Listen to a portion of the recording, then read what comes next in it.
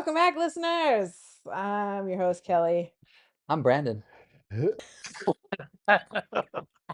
Jeez. Just carry on. Oh boy. All right, let me try it again. And I'm Josh. Your temporary guest Your co-host. Crying.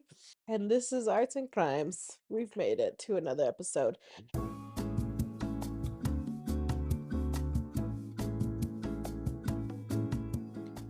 Okay, a couple really quick disclaimers. With these new mics, they do such a good job at noise canceling that they noise cancel most of our laughing. So when we talk over each other or when we all laugh really loud, the audio just clips to zero. So the mics are great, but also kind of terrible. So we do have new mics coming, but they're not here. So for like another episode or two, I'm not 100% sure how many, we're just going to have these mics, which are not ideal, and I apologize. So also, you may have noticed that we have new music, and I will explain that in the next episode. So the new theme music is sticking around, and we'll actually probably go back and change some of the past ones, but we'll talk about that in the next episode. But there we go. Okay. Sorry, thanks team. You guys are great. Love you, podlings. La la la. Bye.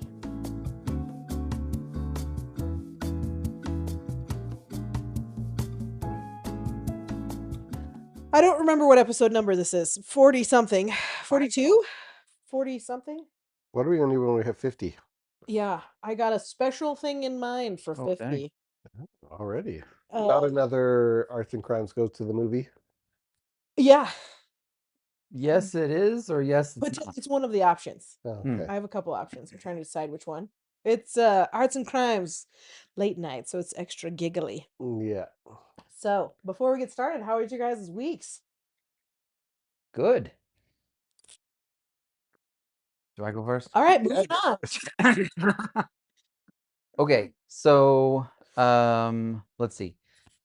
In the since we last met, I probably every 5 or 10 years I get motivated enough that I'm like, I need to do something about my health, and counting calories is definitely the most effective way that I've ever had for like managing my weight, but I don't love doing it. And so a lot of times I just tell myself I should count calories. It will totally work. I know it'll work, but instead I'll do this other thing.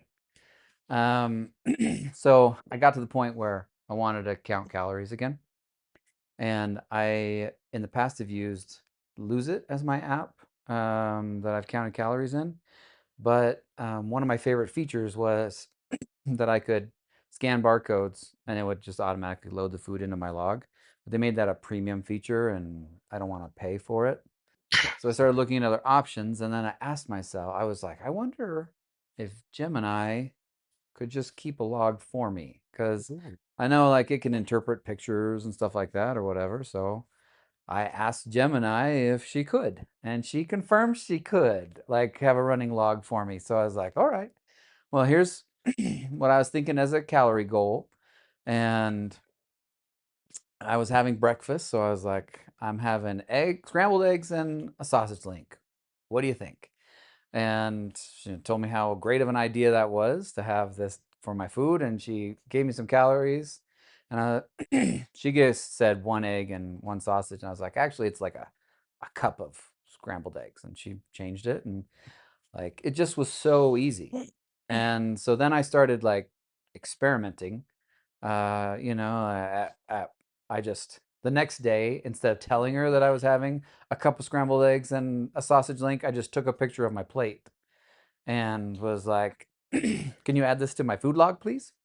And she she said that looks like about a cup of scrambled eggs and a sausage link, and threw it in there. And just like Were they consistent? yeah, like we did a HelloFresh meal for dinner one time, And I just took a picture of my plate, and it came out really close to what the HelloFresh estimates were for the meal. And then I just kind of have been adding features as I go. So I was like, what do you think about tracking my weight as we go along? And so now she's tracking my weight and keeping track of that. And well, what about my steps? And now we're tracking my steps together or whatever. And like, it's been very interesting. This is the most that I've interacted with AI ever. All I've done with AI before was like, make a picture of a humanoid shark, in a toga. Thanks, Gemini. After your AI episode, he was like, I gotta give me some. Yeah. Yeah, that's an effect for everyone else. Yeah. Well, yeah, it sounds pretty good. Yeah.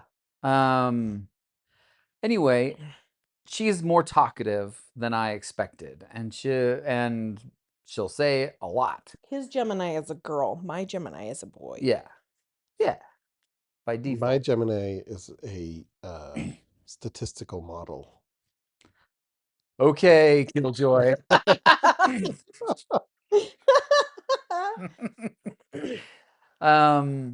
But yeah, like it really feels a lot like I've got a personal trainer that's like working with me, and kind of, I'm surprised about how motivating it is. I want to test things that I'm not willing to actually have in my log. Like I want to, because everything I say is a great idea. Yeah. Some way she finds a way to complement my decisions. So I want to be like, for tonight for dinner, I think I'm just going to have 1,000 calories of Twinkies and see how she complements that idea. She will.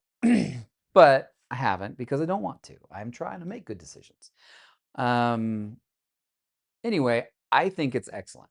I think anyone who wants to track their calories with the littlest amount of effort possible, this is amazing.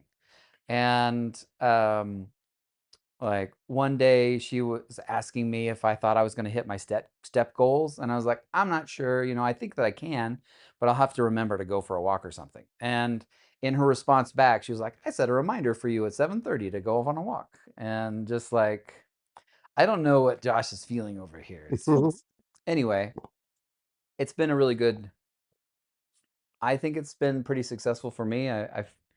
And something that I wasn't expecting to come of this is like, she is so overwhelmingly positive with the way that she talks back to me.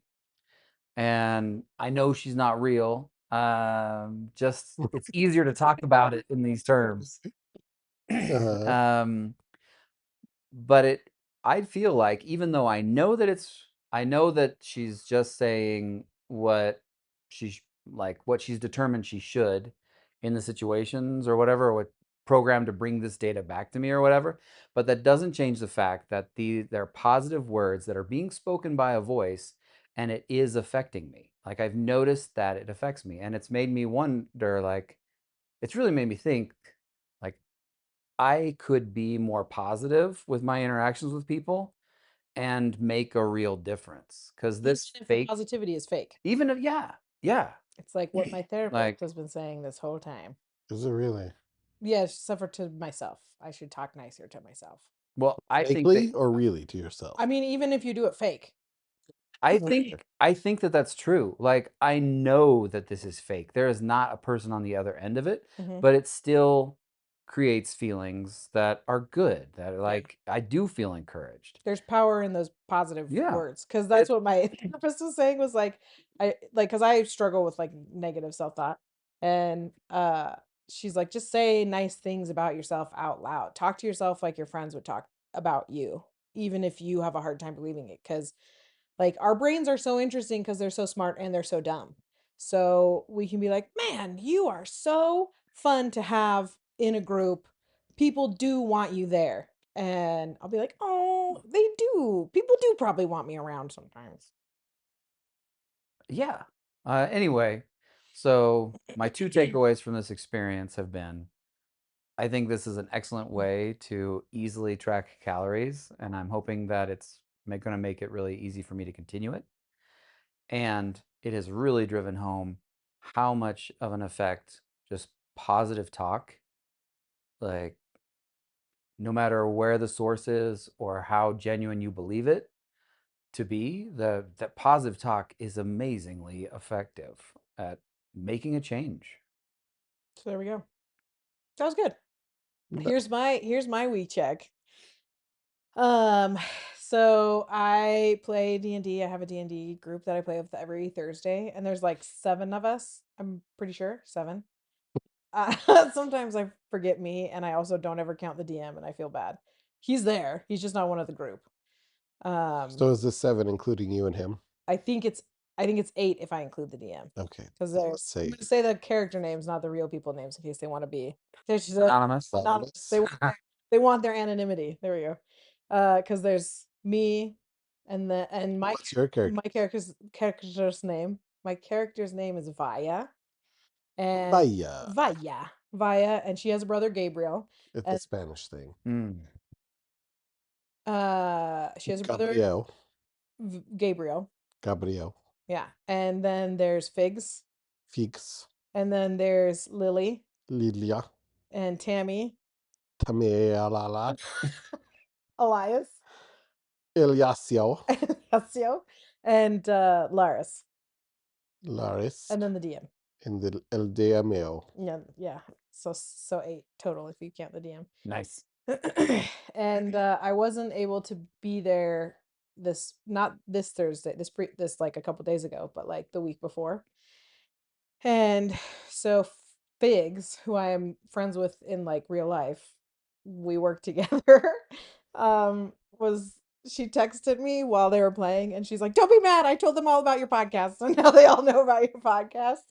And then I was there this last Thursday, a couple days ago, and they were like, "Don't be embarrassed when we listen to your podcast. It's amazing." So it was like so nice to hear, even though I was a little bit embarrassed. So hello to my D&D group. Anybody that's listening, probably Tammy is Tamielio. Tammy is the one that's listening, and they're such a great group. Like, it is the highlight of my, especially when I've had a really bad stressful week and my students have been terrible. And then Thursday comes and I'm like, it's okay. I can unlock doors, and I'm a rogue. My character's a rogue. And plus 15 to my sleight of hand. Sir, there is, 15. and I now Basically a magician. yeah, and now I have this skill that any of my proficiencies, I can't roll less than a 10. So the lowest I can get for lockpicking is 25. So I'm like, yay! I feel so successful and great.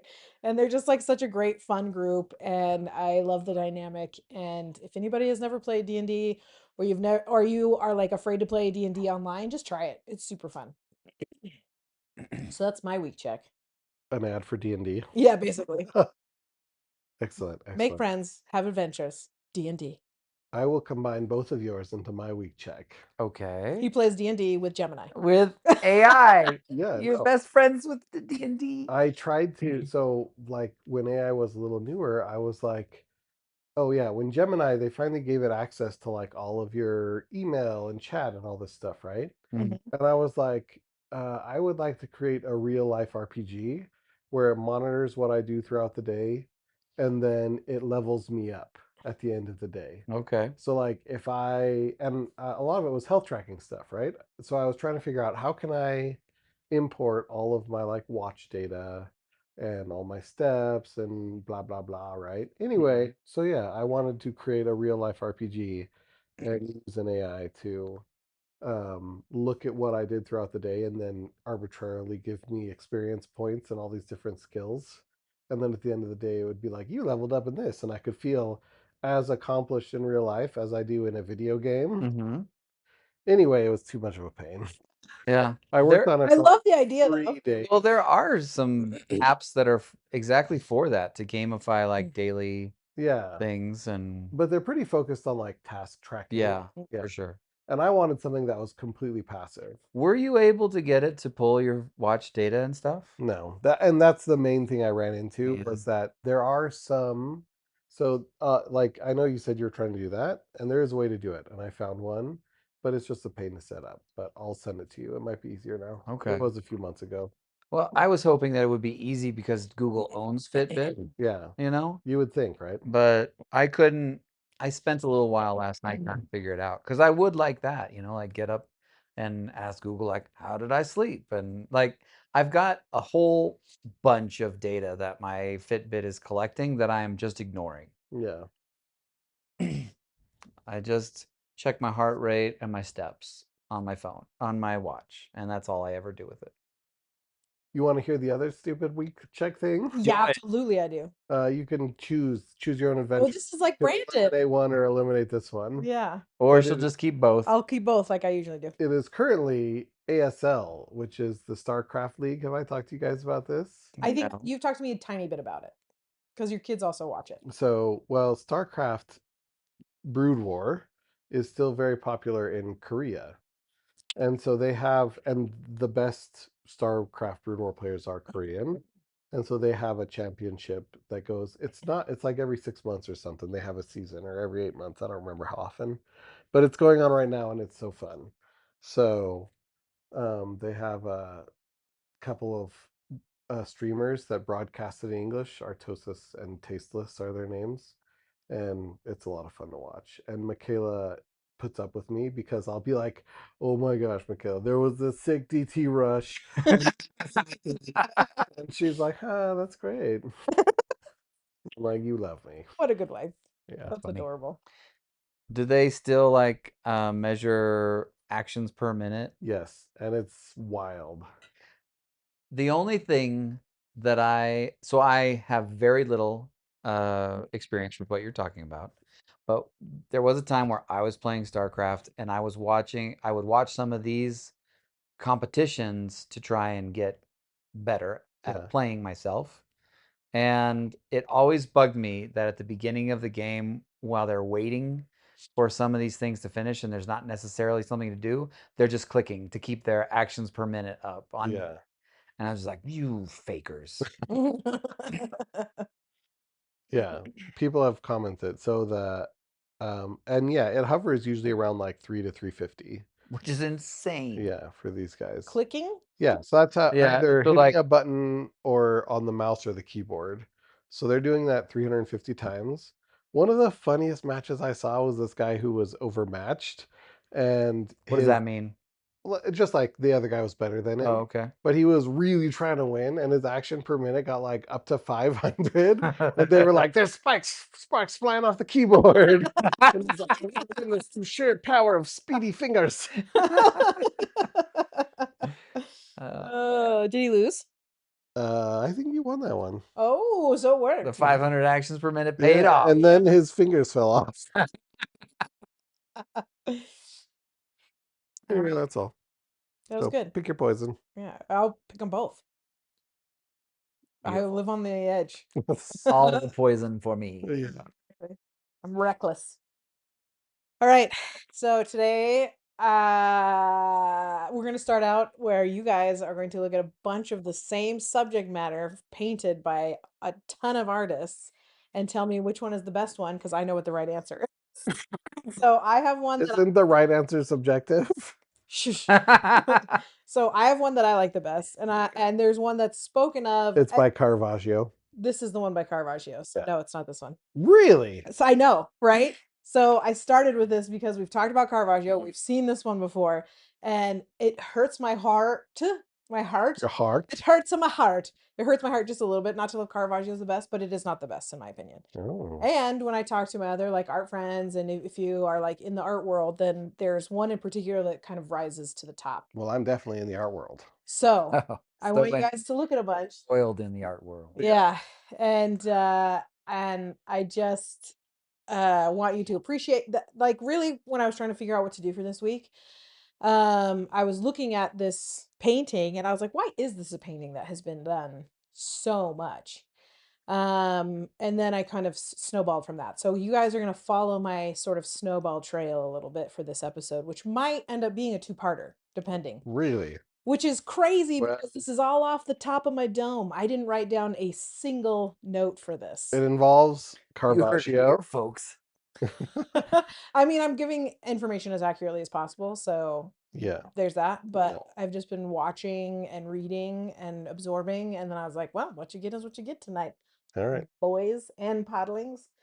Okay, so what we're gonna do is I'm going to show you a bunch, and we'll kind of describe them for the viewers, Okay. for the listeners, excuse me, and we'll go. But the very first one is Caravaggio, and it is Should we just say the name so they can Google it real quick? The name of the picture, the piece. the piece. So these are all Judith slaying Holofernes, or Holofernes, however you want to say it. So that is Holofernes. Judith slaying Holofernes. And these are all, if you just Google it, I will try and put a bunch of them on there. I also didn't write down all the artists' names. So a bunch of these are like real old. One of them is from like an illuminated manuscript because that's how old it's been. Interesting. So, but I wanted to start with something familiar for you guys. So Sure. Caravaggio. Yes, it's chiaroscuro. Yes. Which is part of why it is still such a famous one. But I would love for you to tell me the face that it looks like them. So oftentimes the main depiction is of Judith actually cutting off the head of Holofernes. And she has a lady in waiting that comes. I'm going to tell the whole story here after this, but what's the kind of, like, if you didn't see what she was doing, what would you think she's doing? The expression. So if Wait, we like whose covered up expression? the body, Her Her expression? expression in the white and the ochre. so if we covered up the body Yeah. and we just looked at the right half,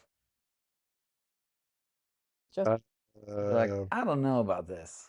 Is Yeah. kind of the face that I see. yeah. like maybe gutting a fish. Yeah, I was gonna say, like, maybe it's like, ooh, I'm not a big fan of seafood. Yeah. That's sort of the face. But she is like actively cutting off the head of a man Yeah. So who was basically gutting clearly fish. awake during it. Yeah, he's going, hey, don't do that. That's what his Exactly. mouth is saying. Okay, here's another one. Wait, So if you'll Okay. notice, way down here by her there's the top, head is already taken off. yeah. Wow. So there's gonna be some tatas in here. Wait, so I mean, This is by Clint. he is absolutely the center of this picture. Uh-huh. He is almost an afterthought. Mhm. Yeah. What's going on in the back? So it's Klimt. So there's a lot of like gold and squares, and that's just, It's Klimt. yeah, like What does that Gustav mean? Klimt. He famously did the Kiss. The know? kiss, you say? Okay. He was at my wedding. You guys, I'm gonna Google it for you so you can see. So we can see the kiss? Yeah. By Gustav Klimt, the Kiss. Oh, I'm glad that you said his name again because I was like, McClintoff? Was that his name? Clint? This one. That's That looks like cool. Michaela and I. that's I can't know this. We don't Yeah. know. Look, Listen, Kelly, remember when we if both you- said we were embroiled in the art world? liars. That was sarcasm. All right. So for our readers who may have, or our listeners who may have a similar art level to Brandon and I, Sweet, sweet podling. there's this guy named Gustav Klimt, Mhm. who's a German, I assume. Yeah. I would assume so. And he painted a naked woman holding a man's head. He's not naked. She's got a Yeah. robe. She's She's pretty got- naked. She's got It's a very she's pretty naked. She's got a camisole. it's a very gossamer. And then he glued some gold leaf to her neck and to her shoulders like she's from the 80s. Yeah. And I think that's what he's famous. The square shoulders of the 80s. Yeah, Just feel a little bit more like an 80s yeah, her hair too. diva. So Gustav Klimt is famous for gluing gold to pictures. Yeah. So anyways, that's that one. Yeah, Okay. So, I went the wrong way. yeah, we already did that one. So here's this one. This is, if you notice. Is that his head in the He's in the basket? basket. The Uh-huh. head's in the basket. So this one is two ladies looking away, and one of them is holding a basket. Are And they if getting you caught or something? basket, there's a head What in was that there. noise? I think when I tell the story, you'll know exactly what's going on. Oh, okay. But here it is. All Here's right. another one. This one is very similar to the first, to Yes. the Caravaggio, Mm-hmm. like a similar Mhm. thing, except now the lady in waiting is closer to, she's like way more involved this time. Yeah. Like for Caravaggio, she was holding like a rag, Uh-huh. like some towels. Like she was like, here, give me the head. And now she's like got her hand on the sword almost, and she's like, let's do this. And but the girl, she's like, "Did you say something?" Yeah. She's And he's listening. like, "Eee." He's going, I still don't like I don't that. know if he's still making noises. At least half of his head is off. Yeah, that's true. And most he's going like, Here's another one. I like how we have the headless body for the first time in the background. Yeah. That really helps Okay. me to know. In a tent that So barely this big one- enough to hold it. Yeah, what's different about this one is it's in a tent and the body is like out of the tent, but it's got no head. Although there's no blood, like white sheets, no blood. Yeah. And then his head, he's like the face he's making is he's like, I'm not against this, but I guess it's not great. Mm. He just looks surprised. Yeah. He's like, what is going on here? Yeah. So This is not the wake-up call that I ordered. And you can see I his felt- foot in the background. Like when I saw this, it felt almost like a Greek statue pose for her. It kind of is. yeah, very contrapposto. Sure. Yeah. Contrapposto. Contrapposto was what I Or was maybe going to say. antiposto. But I was like, the listeners won't understand. But Yeah. I do. I still am finding it hilarious. If you're like, listen, you know what would be great for art? A podcast with no images. To be fair, I usually don't do art. That's true. Usually you're more focused on the crime aspect. Yeah. I think the big thing that you can kind of notice about most of these is that she seems very disinterested in what she's doing. Yeah. Mhm. There's not a lot of blood, and it's like she's like very pretty, and the lady in waiting is very like old and just sort of like, come on, we gotta do this. Here's another one where this is after the head is removed. Oh, here we've got a younger lady in waiting. Yes. Ah, true. Our first young, and she's about to burn her hand. Yeah. Also, I just adore the yellow of her dress. It is so pretty. Not surprised to hear that. Yeah, it's yellow ochre, like those golden yellow colors of fall leaves, like late in fall when they're like rich. It's my favorite color. Mm-hmm. The colors are really striking in this one. Yeah. Like the green tablecloth and the red sheet. Yeah, it's so rich. Yeah, It's absolutely. delicious. It is delicious. It's decadent. Yeah.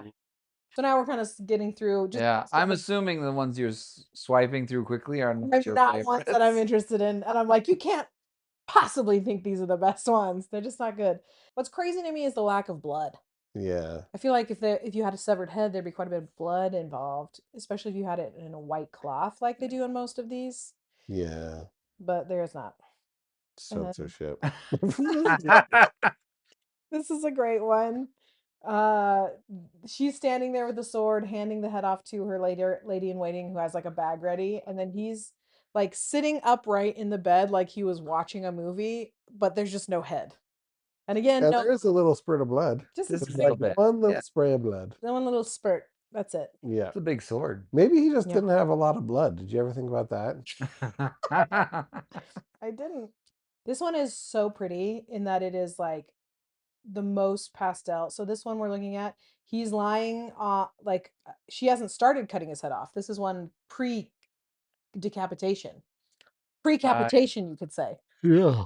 And so she's like holding his hair, and the lady in waiting is holding up this curtain, and she's preparing for the strike, but she has like this beautiful like pale purple and white and blue and gold robes, and she's very pale and her hair is very pale, and it's all up in these like beautiful white knots, and it just is like weirdly pretty.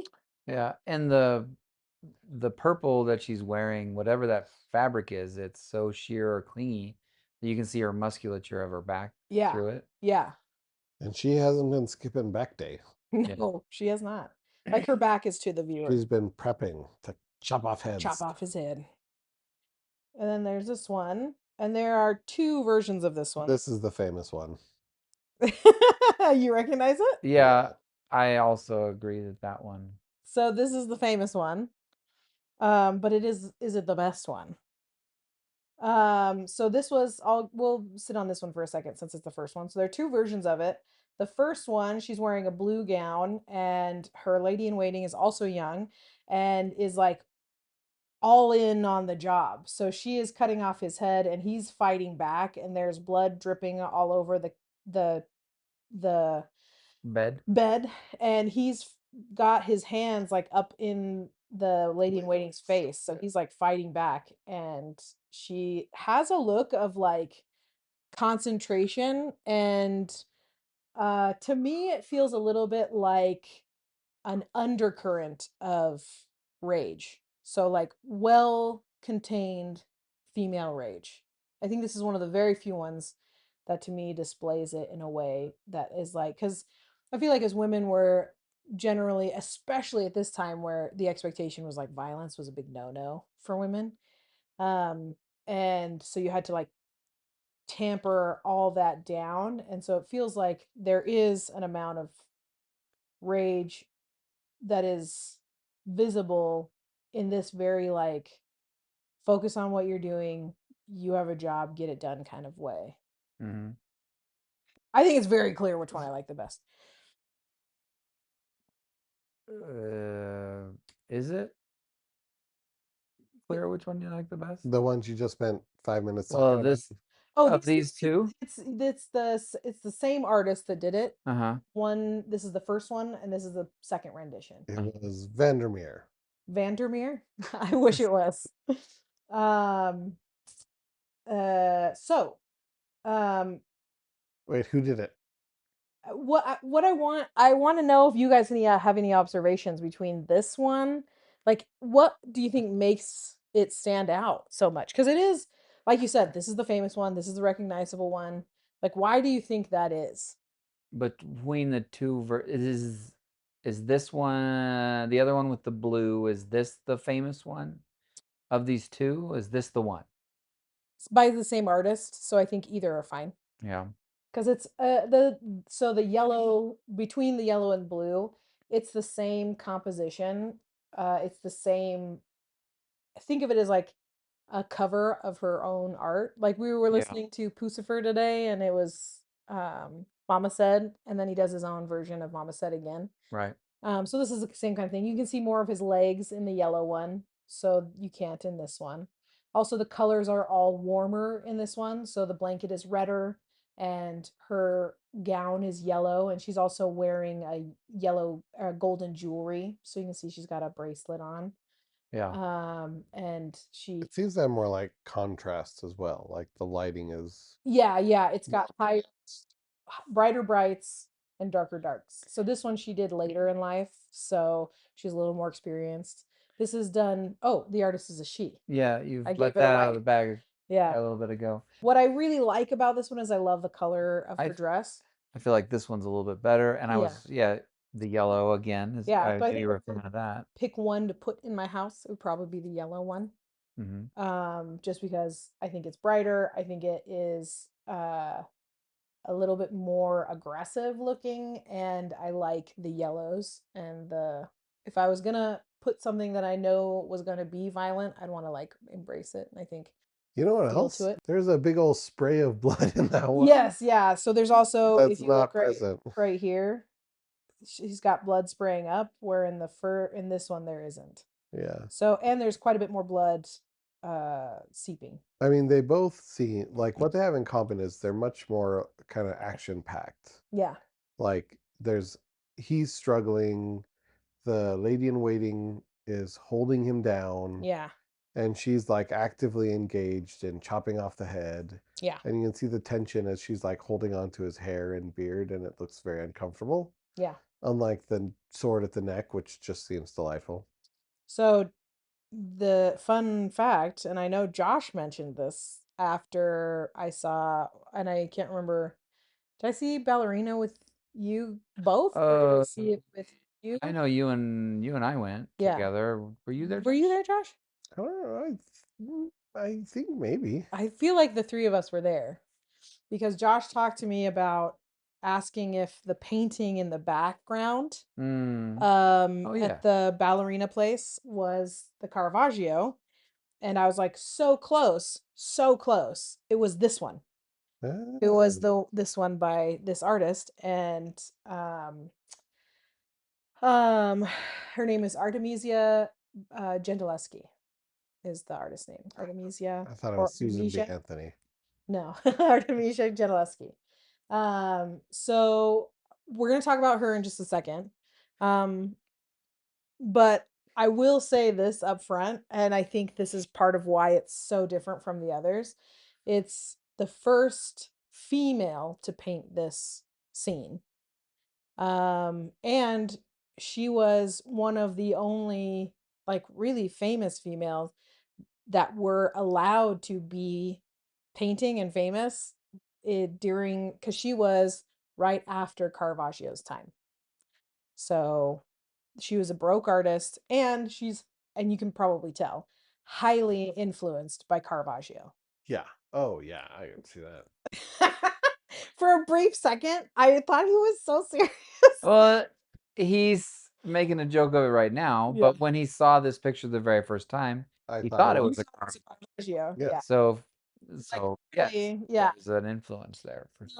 But it was so funny because I was trying to figure out which one of these was in the ballerina movie without rewatching the ballerina movie. Uh-huh. And I was like, so I saw a couple scenes. And I was like, it's gotta be the blue one because there's so much blue and red tones in the ballerina like scene setup. So they're all wearing like blue and red uniforms. There's blue and red lighting. John Wick is a very like blue and red, cool tones. I know red is warm, but like John Wick himself is often in cool tones like blues and purples and that kind of stuff. And so I was like, it would surprise me if it was the yellow one that was in her office, just because the tones in her in those scenes. So I double checked because I was able to find it on the internet, and it is the blue one, and I felt justified. I was unsurprised because it makes the most sense, but I do think the yellow one is the one I like better between the two. So, all right. So you guys ready to hear the story of Judith and Holofernes, so you can understand some of why we're looking at this painting of a woman beheading a man? I'm ready. Sure. Okay, so the first thing to know is that it comes from the Book of Judith, which is an apocrypha book. Mm-hmm. So I know you know what apocrypha books are. Do you know much about it? I can't say that I do. So Josh introduced it to me, so I can explain it, or if you would like, you can explain what a. Do you want me to? I mean, I feel like you did a good job, and I'm doing everything off the top of my dome, so the less I have to No. do, Okay, the excellent. better. So yeah, apocryphal works are works that are about Bible subjects, but they aren't considered canon. And that could be because people know that they're fake, or it could be because they just didn't want to include it in the canon for some reason. So some works might be excluded from canon because the people that were making the canon didn't like them, and some might be excluded from canon because they were like, yeah, this is basically fan fiction. So that's what apocrypha is. And the story of Judith and Holofernes, her book, or Holofernes, I heard it both ways. But I was learning about this, and the reason, or what I would guess would be the reason, is because they have found many, many indicators that it is not a true story. So this one is a fake one. Um, but so the story was not included in any Bibles or anything like that. But it was most likely because it wasn't real or whatever reason. But it's the Book of Judith, and so what the story is in this is the it's the Assyrian army, and they're attacking a town that is called. Hey, babe, hey, babe. Oh, that's I texted myself the name of it. Yeah, very. I can't off the dome this because I can't remember the name. Uh, Bethulia. Here's the fun fact that goes with it. Uh, and this is one of the other reasons that they indicated that they knew that it was fake, is because it's very similar to a word, Betula, which literally means virgin. So there was an attack on this town called On Virgin on Town, Virgin Town, Virginville. and it was at the end of a thin canal that the army was attacking from. And they're like, we get it. We can paint the picture. The army are sperm. In this town, it's a Jewish town, and the Assyrian army is attacking. The Assyrian sperm. Yes, they're attacking. They were like, the council of the elders of this town got together and they're like, what are we supposed to do? We're being attacked and we're not good at being attacked. I mean, we're really We're good not good at being. A few people are. we can't handle the defense stuff. And they were like, well, as long as we don't sin, then we'll be fine. That's what God promised us. And so the general has his advisor come and talk to him. The general Holofernes, who is attacking, is talking to his counselor, and his counselor is like, so we got insight about this town, and they're Jewish, and they prayed to their God, and their God said, as long as they don't sin, we can't win. And Holofernes is like, I don't believe that. I'm going to siege them anyways. And so he surrounds them and he's like, I'll starve them out. And so the town is starting to suffer the effects of being sieged, or like, what is that when you cut people off? You're going to starve them out. Yeah, siege. Siege, That's is that correct? it? Yeah. Oh, okay. Yeah. I'm not war terms. Listen, I'm not sure. Is this like the condom? Is that? I've lost the metaphor. Yeah, I think you can forget it for now. And in the verses in the scriptures or whatever, it talks about how like people are dying because they're starving, and the elders are really concerned because they're like, if we surrender, then there's a bunch of us that'll die, but if we don't surrender, then the women and children will die because they'll starve. So what should we do? And they're like, okay, here's what we'll do. If God doesn't send us a message of some kind or like save us in 5 days, we'll surrender. And this is where Judith enters the chat. So Judith was married to this very wealthy, very important, sort of like noble guy.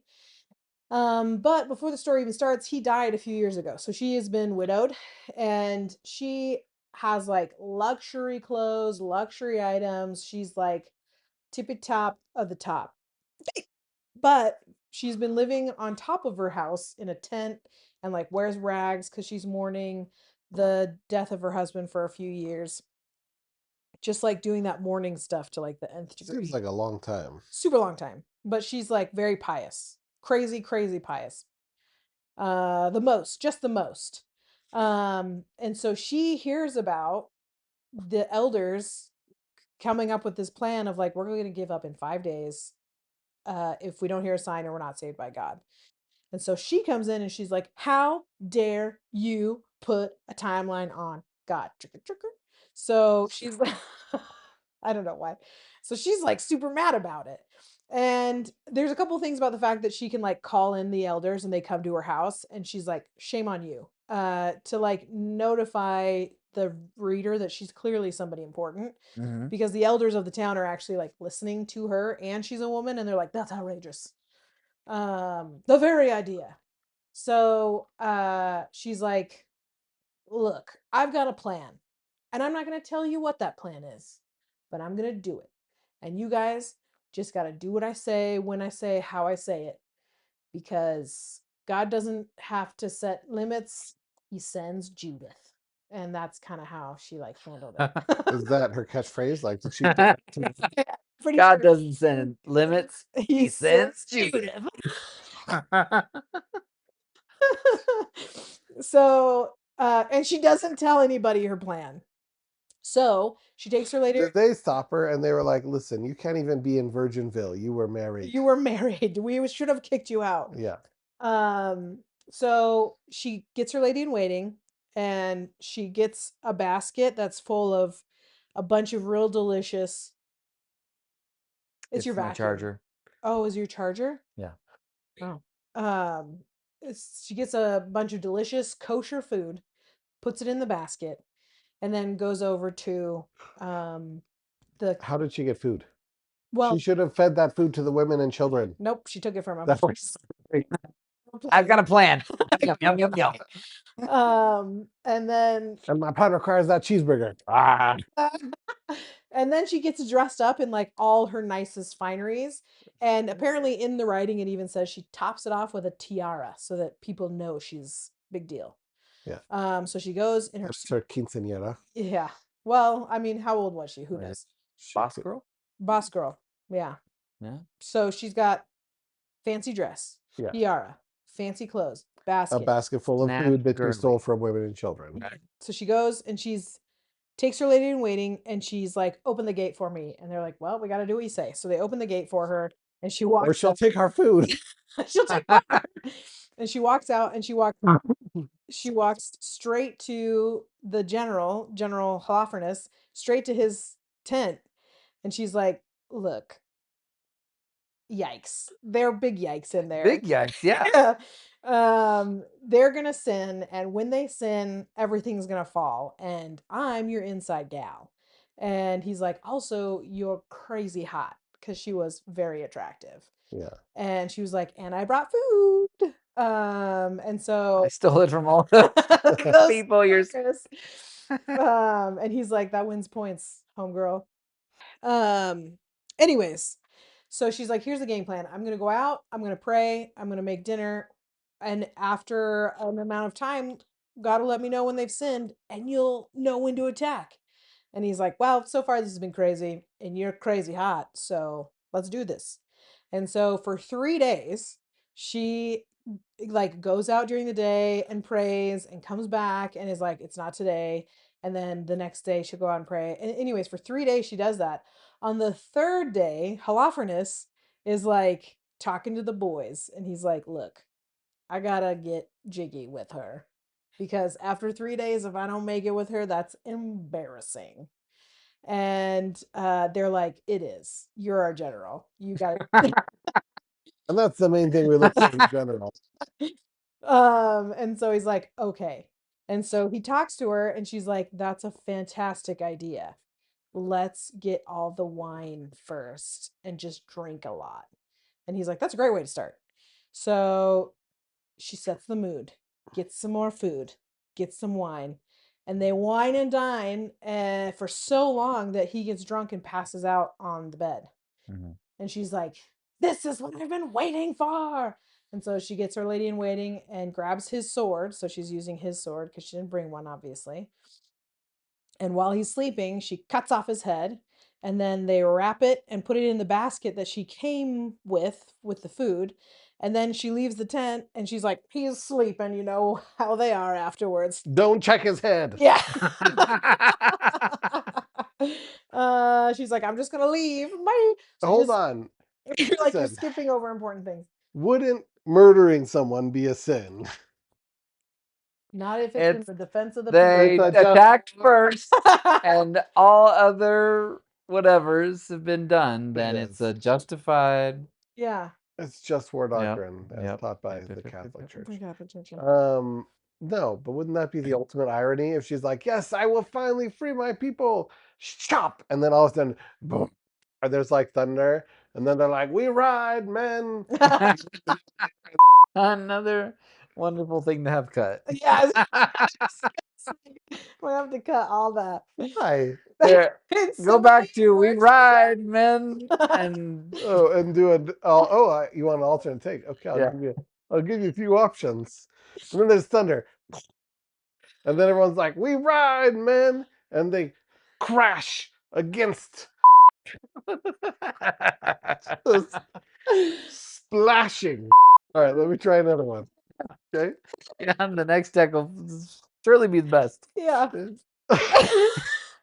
Just pick up where we ride, man. All right. We ride, man. And then they go in there and they murder everybody. And that's the end. Yeah, that's probably more likely what would have happened. Except it didn't count.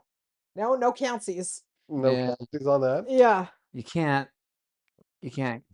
be a murderer when you're killing a murderer. I don't know. Oh, so that's like the show Dexter? Yeah, she was like the precursor to Dexter. Yeah. Dexter read this after seeing the painting and was like, I've got a crazy idea. Yeah. How many seasons of Dexter are there? I've never seen it. I just know the main I don't know, it's conceit. like at least 4. Yeah, I mean that many seasons, and he's They still came out with a new one recently. well. It's like old Dexter. Yeah. He's an old man killing. He's definitely older, right? I mean, That's how time works. That's crazy. mhm. You're crazy. Yeah. I did watch Dexter.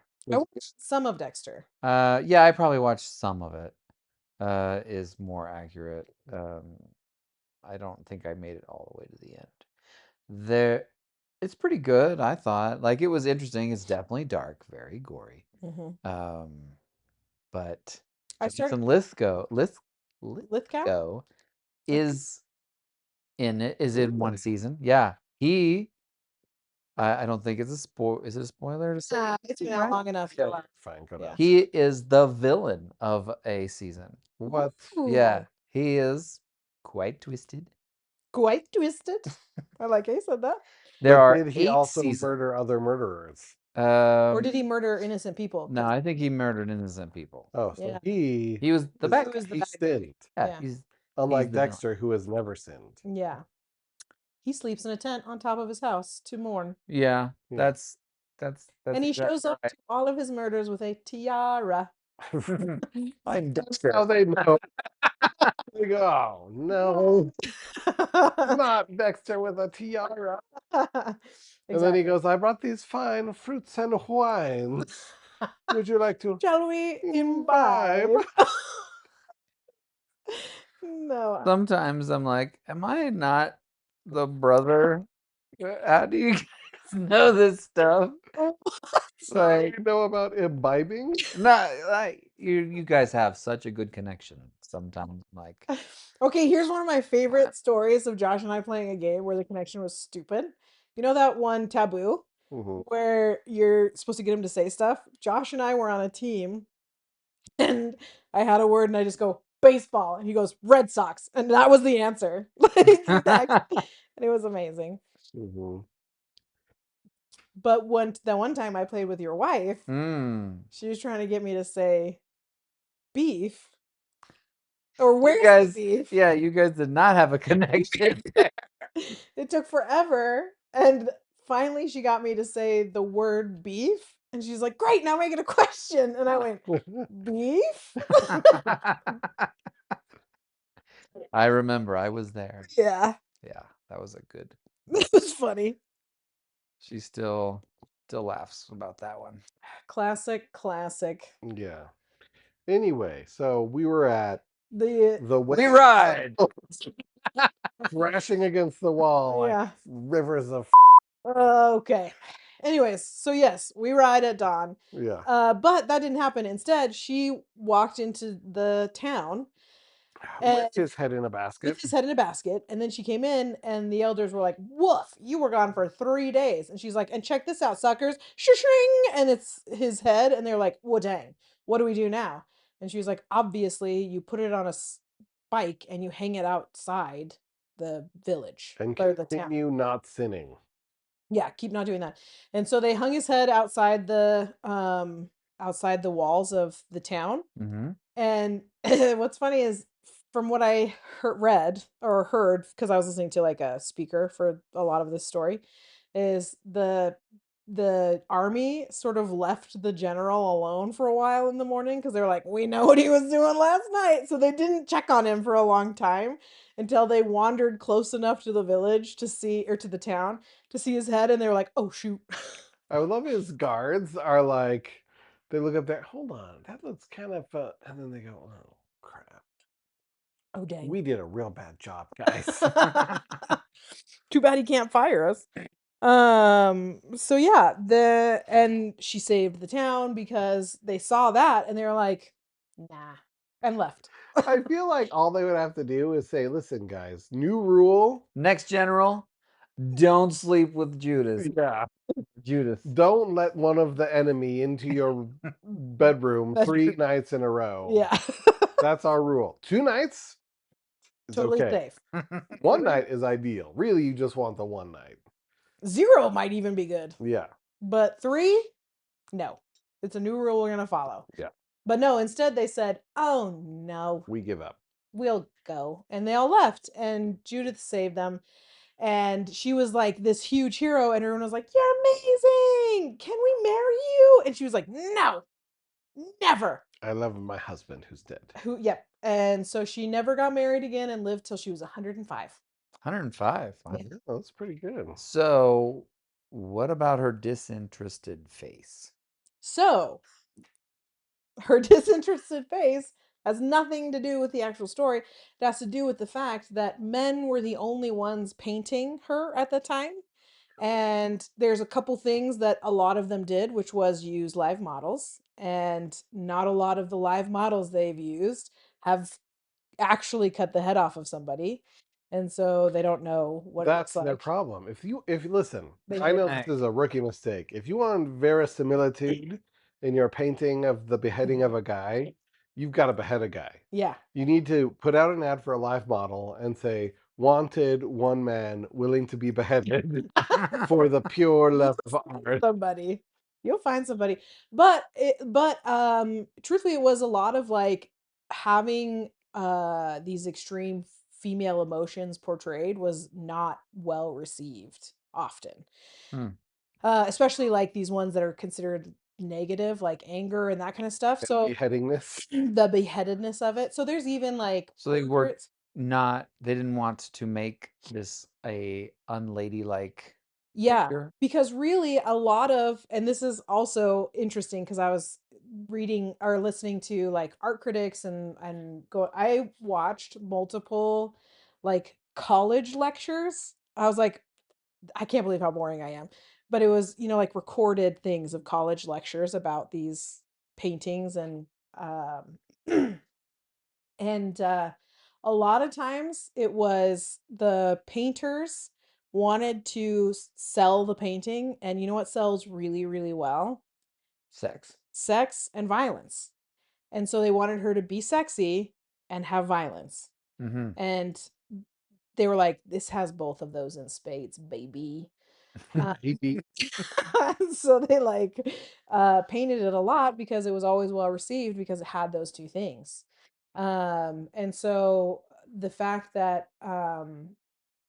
Gentileschi, that she painted this in a way that was so much more graphic, um, and like how her sleeves are like rolled up and he's like fighting back, was kind of abrasive. Not only because she was not as like demure and precious as she has been portrayed in most paintings, but also because it was so much more gory than most of the other paintings. And then to have that come from a female, people were like, "Excuse me, sir, Madam. madam, I'm aghast, but this is crazy good." Like they couldn't argue with the fact that she was very talented. And there is a lot of like her in her artwork. Yeah, the painting itself sells for lots of reasons because sex and violence sell really, really well. And it is also a compelling story.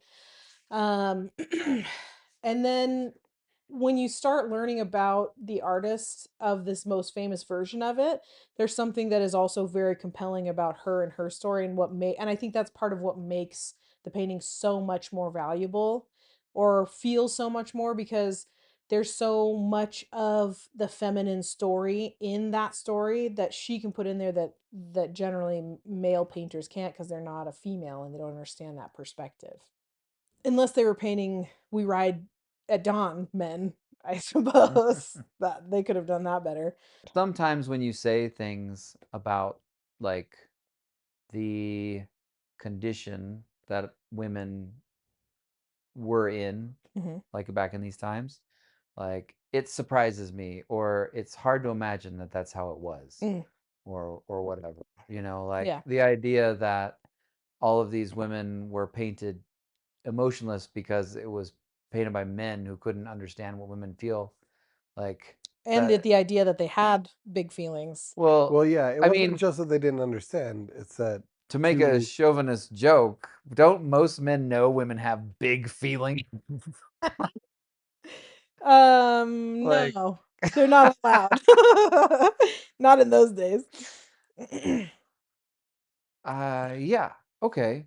But like, it is foreign for me to think these thoughts sometimes. Yeah.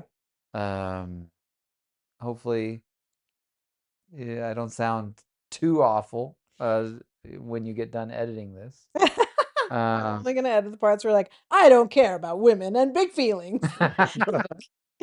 Kidding. No. It's crazy because I think that that's pretty standard. I mean, it's not crazy. I think that's a pretty standard take because there's not really a lot of reason for a lot of people to sit down and be like, I wonder what life was like for women in the 1600s. Right. It's a very far removed time for us. And Yeah. so I think that also is why sometimes when we look at artwork, it is funny to be like, look at her look so disinterested. Because I think the idea that that's how women were viewed by men as a whole for centuries is crazy. But I mean, like, the witch trials were during this time, and women that had big opinions and were independent and didn't want to rely on a man were generally burned or, murdered in some fashion. So it was really like not a great time It in some it senses. is so weird. Yeah, but it is foreign, and I don't think that's a bad thing. I think it's good that we don't like look at how women are treated today and be like, "Oh, I can see that." Yeah. Do you know what I mean? It's just weird to think that 400 years ago the world was so different that I wouldn't be able to live in it. Like, Yeah. I would stand out. I'd probably end up getting myself killed for doing it. You'd probably be burned with the witches, Bran. I'm sorry. You I, support women too much. How dare you? something, right? And 400 years from now, the way that we live is going to be so foreign to those people. I don't think so. I think You we're don't. the pinnacle. Yeah, of we've society. reached it. Yeah. Yeah. We're I peak. think in 400 years, everyone is going to be making 6-7 jokes, Ew. talking about giga chads. Ugh, Cannot possibly improve from here. it hurts. It is Yeah. crazy. I don't know. I wonder what the vampires really feel like, because You know they've That are around for been hundreds of around. years. Yeah, exactly. We're gonna do an episode about vampires. Don't you worry. Edward Cullen. I'm gonna get one in and we'll interview him. What do you think of modern slang, Twilight Man? He's like skibbity toilet. Yeah, I love it. It's the best.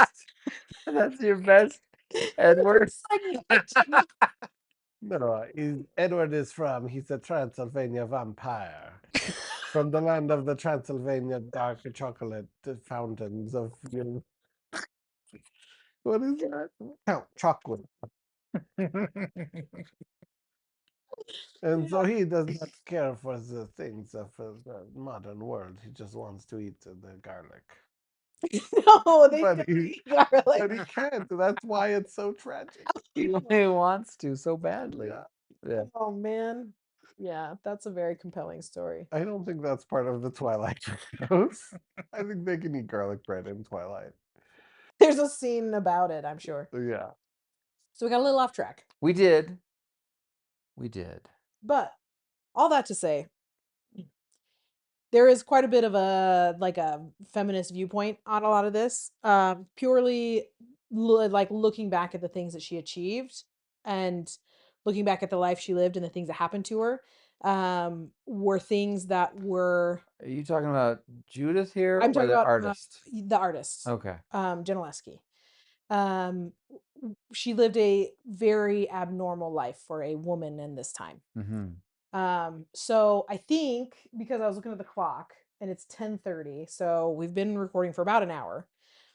So I think we should probably make it a two-parter. Yeah, I think so. Because I don't want to cut it short. And there's a whole lot to talk about. But I do want to give you a brief introduction to her. Artemisia Gentileschi. So she was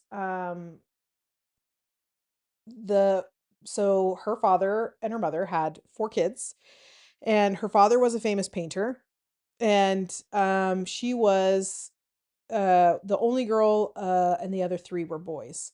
And so growing up, the anticipation was that her brothers would be the artists that sort of followed in the footsteps of her father. But she was the one that showed the most promising talent. In fact, the brothers were not artists at all. They did other jobs and other careers as they went along in their life. And so her father taught her um, in a lot of the ways that he did with art, although if women were doing art at this time, they were only allowed to do the like lesser arts. You remember how like angry Caravaggio was that they were making him paint still lifes and flowers and Yeah. fruit? Because that was the lowest form of art, and it was the art form that women were allowed to do. And so the idea that he would be doing that was insanely offensive. But that was the height of what she could expect. And so her father started teaching her in those ways, but not in for a long time he didn't get her a master. She didn't get like sent off at a very young age to go and learn, because there's no reason for a woman to be educated. And any art that she's going to do is just going to be that basic art. So all she needs is that basic training. Um, and so but despite all of that, she had an absolute love for doing for making and creating art. And so despite her lack of like top tier training, her art was beginning to be at the same level of her father. And so he realized that he was going to have to start um bringing Breaking in her fingers, breaking her fingers, making her stuff. sabotaging the paint, Yeah, no. Um, giving her a brush that's just a stupid stick. it's just a yeah, and he was like, I gotta stop this girl. Make art with this. This is what all the masters use. You can't make it's a poor artist that blames her tools. But yeah, so he was like, eventually he finally gave in, and so he brought in a very famous artist that was really good at perspective and that kind of stuff, which is stuff she was struggling with. And that is where all of the problems started for Artemisia. And so that is where we're going to stop for today with a big old teaser, because things are gonna hit the fan next time. You've been tuzzed, You've been- Podling. Yes, that's my favorite. Oh, thank you, Brandon. That's a high note to end on. Yeah. Uh, Dun, dun, dun, dun, wah. and And then we just cut. then we just cut. No, but yeah. So next time we're gonna do that. Sorry. That's the Ashwini warning. I don't remember if I put it in the beginning. Yeah, really the warning should be at the beginning. That's Yeah. like in Futurama when she's like, "We're out of whale oil." She's like, "That's not a warning." And then the ship is like, "Oxygen will cut off in 1 second." And Leela's like, "That's a warning." So here's the Futurama style Ashwini warning that this is a two-parter. So come back next time for the crazy life of Artemisia Yeah. Gentileschi, the famous female artist of the Baroque period. Yes, you've enticed me. Yeah, Yes. I've piqued your interest. Excellent. So We ride, man. So we'll wrap that all up on the next exciting episode of Arts and Crimes. But Just like Harmaggio wrapped up. are you talking about Holofernes? Yes. All right. Go do some art. Don't do any crimes. Bye. Bye.